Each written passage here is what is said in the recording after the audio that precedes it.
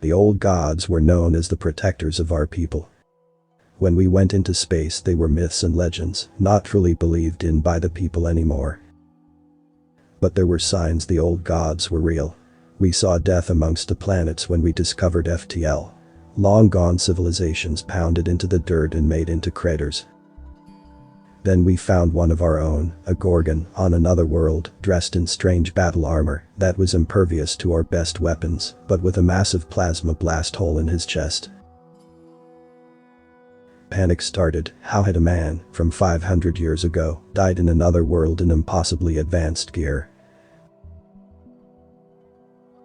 Then we met them. Not our gods, but another species, the Tastan, with the same questions as we had, and the same myths as we had. The old gods, beings of unimaginable power, creatures who roamed the stars themselves and made them their servants. This was all very fanciful. Surely it was just a coincidence that two civilizations had a similar old belief. Indeed, one of these long-dead civilizations probably abducted the dead man and sent him to war.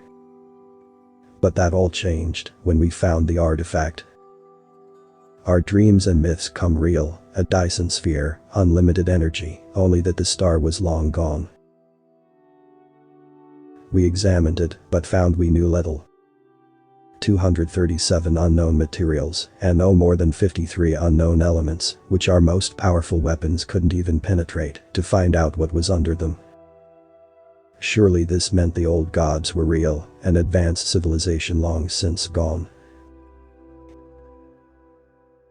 We continued to explore the galaxy and found other species in a similar state of affair as us. Lots of dead civilizations and their people scattered around the stars, centuries before they should have been there. Then they found the Holy Grail as far as the galaxy was concerned. A ship graveyard in the middle of deep space, filled with ships bigger than the cities, all dedicated to war. Near them was a giant ring the size of a planet, with a hole so massive large moons could easily fit in there without an issue. I was there when we boarded the first ship of the gods.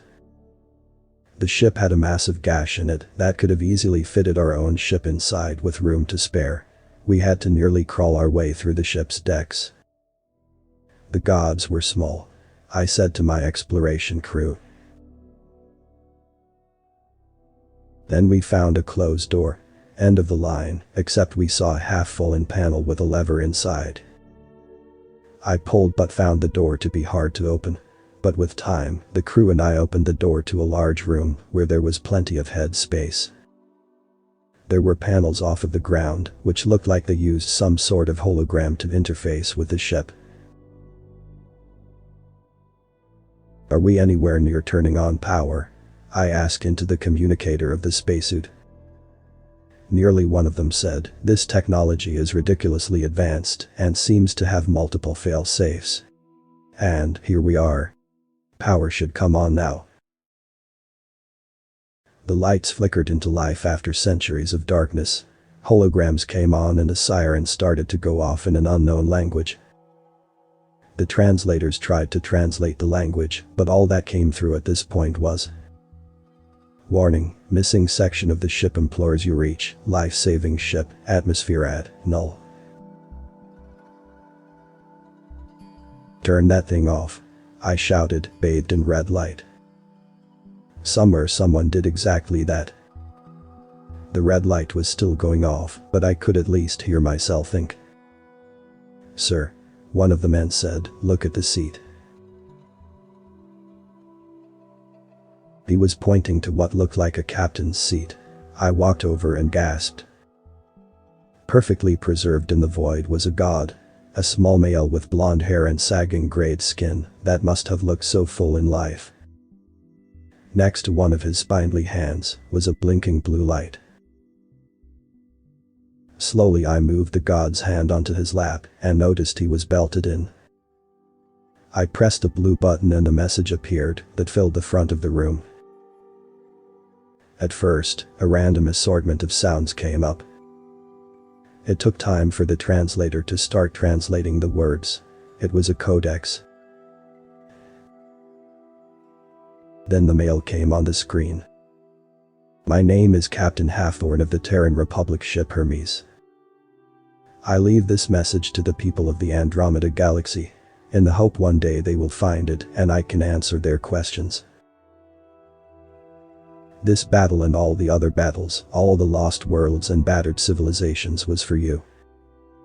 We came through the portal you see behind us, we built wonders for your people who were already exploring the stars. Dyson spheres, terraformed planets and ships to travel the stars with. But some wanted more. The Andromeda Alliance wanted all of our technology and us to leave this galaxy so they could rule over it, stating that our space in this galaxy was an evil that needed to be destroyed. They bombed our cities to dust and enslaved multiple species that were still in the cradle of their worlds. We protected them, some even joined us to free their galaxy from the Alliance. The war was bitter, casualties in the hundreds of trillions, all culminating in the battle for Portal B-95.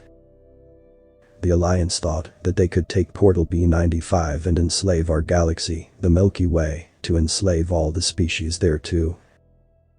But we fought back and destroyed the flagships of the Alliance and their governments with them. After the war we were ashamed, we had brought innocence into our war. So we decided to leave Andromeda, satisfied we had stopped a species intent on destruction. However, the Alliance still had ships. For 18 years we had hunted them down. My ship is the last casualty of the war, freak accident with shrapnel entering my artificial heart. I only have so long now, but the Terran government gave me the honor of giving you this message.